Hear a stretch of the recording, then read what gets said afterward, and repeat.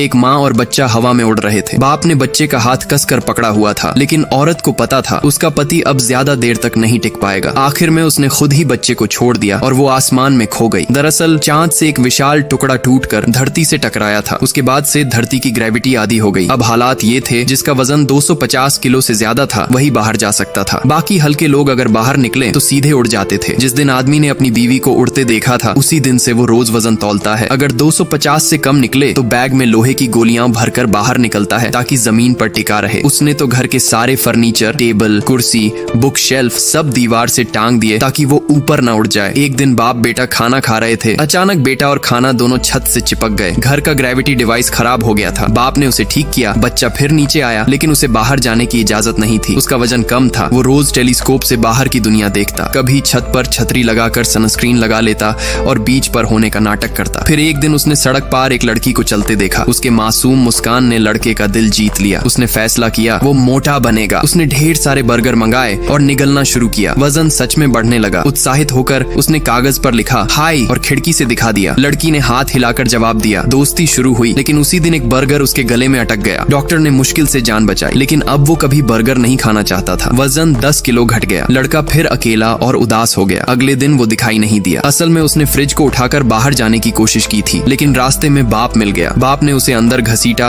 और सारे भारी सामान छुपा दिए। 20 साल पहले उसने अपनी बीवी को उड़ते हुए खो दिया था। वो अपने बेटे के साथ ये हादसा दोबारा नहीं होने देना चाहता था, पर देर रात उसने चुपके से एक ग्रेविटी शूज बना डाले। सुबह लड़के ने जब उसे पहना, बैग में लोहे की गोलियां डाली और जिंदगी में पहली बार घर से बाहर कदम रखा। वो हिम्मत करके लड़की की तरफ बढ़ा, एक गहरी सांस ली और फिर अपने जूते का ग्रेविटी स्विच बंद कर दिया। अगले ही पल वो आसमान में उड़ गया। बाप घबरा गया, लेकिन तभी एक जोड़ी हाथों ने उसे थाम लिया। उसने आंखें खोली। वो लड़की थी और उसके चेहरे पर वही मुस्कान थी, लेकिन इस बार लड़के के चेहरे पर भी। दोस्तों, अगर आपको ऐसी दुनिया में रहने का मौका मिले तो आप किसके साथ रहना चाहोगे? प्लीज कमेंट में जरूर बताना।